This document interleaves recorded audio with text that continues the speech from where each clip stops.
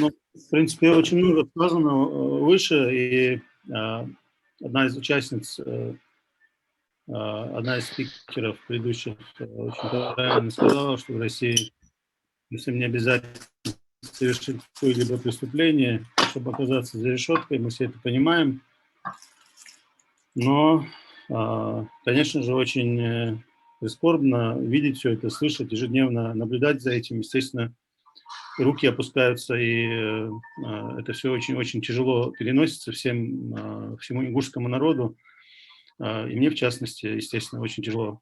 И я считаю, что это такое издевательство, может быть, даже, как бы, может быть, даже специально вот таким вот образом все это завинчивают, закручивают всю эту историю, чтобы другим было неповадно, в том числе.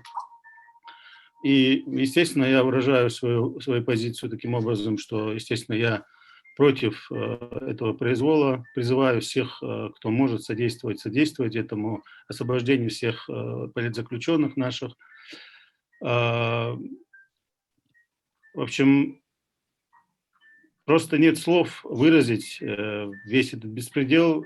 Не знаю, как противостоять этому. У нас есть только слово на сегодняшний день. Даже это слово, которое мы могли бы сказать, выходя на улицы, даже в одиночных пикетах, даже этого нам не позволяют. И вот мы вынуждены в таком вот виде, в таком импровизированном виде, типа онлайн-митинга, таким вот образом выражать свою позицию. Я призываю всех, кто может быть причастен к тому, чтобы освободить их, освободить наших политзаключенных, а тем, кто сидит за стенках и страдает от этого беспредела, желаю здоровья, выдержки. Иншаллах, все они выйдут, иншаллах, они выйдут еще более крепкими.